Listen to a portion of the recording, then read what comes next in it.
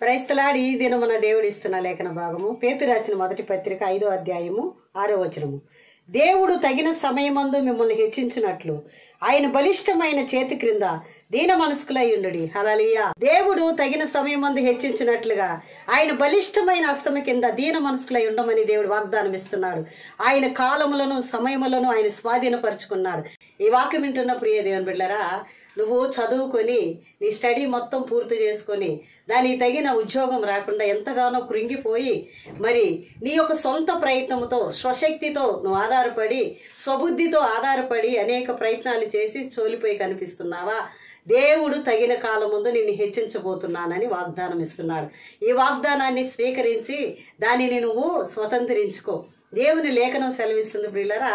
ఆది కాండంలో మనం చూసుకుంటే యోసేపు అనే ఒక యవనస్తుడు ఉండేవాడు. యోసేపు ఈ 40వ అధ్యాయంలో ప్రియ దేవుని బిడ్డలారా 23వ వచనంలో ఆ యొక్క పానదాయకుల అధిపతి యోసేపుని మరచిపోయాడు, జ్ఞాపకం చేసుకొనుట మరిచిపోయాడు అని మనం చూస్తున్నాం. అక్కడ మనం చూసుకుంటే ఆది కాండం 40వ అధ్యాయంలో 1వ వచనం నుండి చూసుకుంటే మరి ఆ యొక్క ఐగుప్తు రాజు అయిన ఫరో చేతి క్రింద ఉద్యోగస్తులు ఇద్దరు ఉండేవారు. ఆ ఇద్దరు ఉద్యోగస్తులు ఏదో ఒక తప్పు చేసినప్పుడు మరి యోసేపు ఉండే చెరసాలలో మరి ఆ ఇద్దరిని కూడా బంధించినట్టుగా మనం చూస్తున్నాం. అప్పుడు మరి వారిద్దరికి కూడా కలలు కలిగినప్పుడు ఆ కలల యొక్క భావాన్ని యోసేపు విడమర్చి చెప్పినప్పుడు ప్రియదేవుని బిడ్డలారా, భక్ష్యకారుల అధిపతి మరి ఉరివేయబడ్డాడు. పానదాయకుల అధిపతి మరి తన పోగొట్టుకున్న ఉద్యోగాన్ని మరలా పొందుకున్నాడు.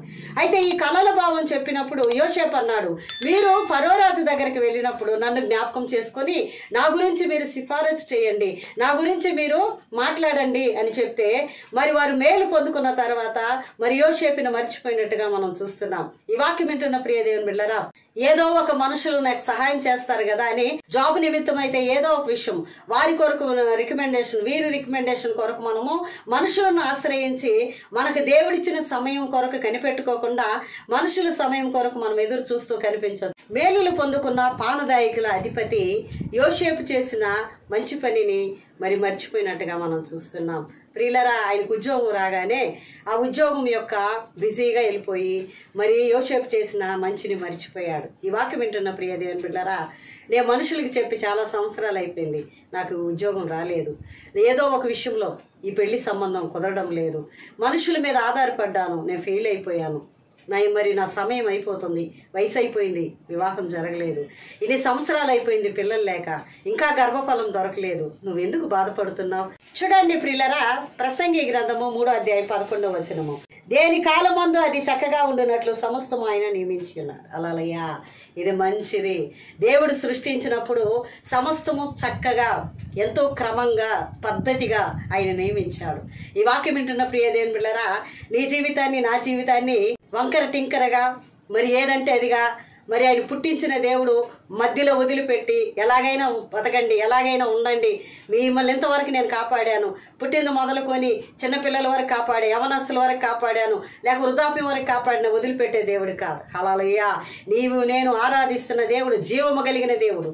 మన కొరకు కల్వారి సిలువలో రక్తం కార్చి ప్రాణం పెట్టి విలువ పెట్టి మనల్ని కొన్న దేవుడు, విలువ పెట్టి ఆయన రక్తం ఇచ్చి మనల్ని విమోచించిన దేవుడు ఈరోజు నీతో మాట్లాడుతున్నాడు. తగిన కాలం ఉంది, తప్పకుండా నీకు ఒక కాలం ఉంది, నీకు ఒక సమయం ఉంది, నీకు ఒక రోజు ఉంది, నీకు ఒక గడియ ఉంది.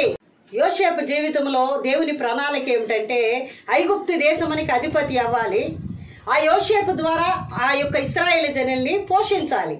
మరి మహాకరువు రాబోతుందని దేవుడు ముందే గ్రహించి అనేక శ్రమల ద్వారా యోసేపుని ఐగుప్తు దేశానికి శ్రమల ద్వారా నడిపించాడు. ఈ వాక్యం వింటున్న ప్రియ దేవుని బిడ్డలారా, శ్రమలనే అనేక మార్గాల్లో నేను ఒక ప్లేస్కి ఒక గమ్యానికి దేవుడు తీసుకెళ్లాడంటే నీకై నీవు నాకై నేను వెళ్ళట్లేదు.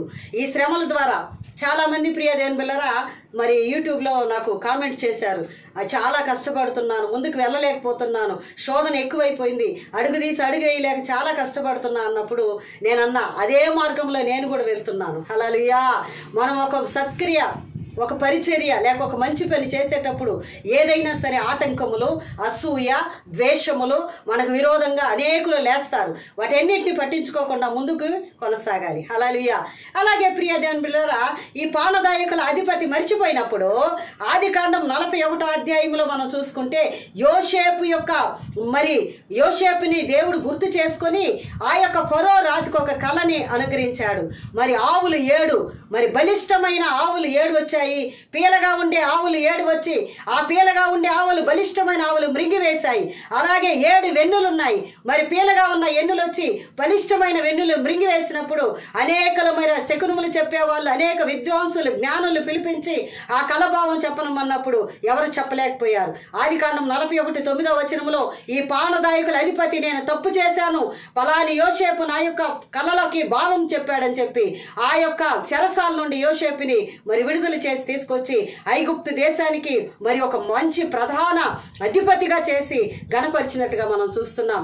ఎస్తేరు మరి 6 మాసములు 12 మాసములు రాజు దగ్గర, అహష్వేరోస్ రాజు దగ్గరికి వెళ్ళి నిలబడాలంటే 12 మాసములు ఎదురు చూసింది. ప్రియ దేవుని బిడ్డలారా, ఒక తల్లి గర్భము దాల్చిన ఎడల 9-10 మాసములు ఎదురు చూసిన తర్వాతే ఒక బిడ్డ చేతికి వస్తుంది.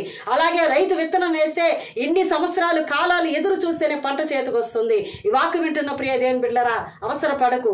తగిన కాలం ఉంది. ఆయన నిన్ను తప్పకుండా హెచ్చించబోతున్నాడు. నీ జీవితాన్ని మార్చబోతున్నాడు. నిన్ను బలిష్టమైన చేతి కింద అణిగి ఉన్నావు కాబట్టి నీ శత్రువులు ఎదురని గొప్ప భోజనం సిద్ధపరిచి ఉద్యోగము, సమాధానము, గర్భబలము, ఆనందము, ఐశ్వర్యము, ఘనత, మేలు అన్నిటి విషయాల్లో ఉన్నత ప్లేస్ లో నేను కూర్చోబెట్టి ఆయన నేను మహింపరచబోతున్నాడు. ఆమేన్.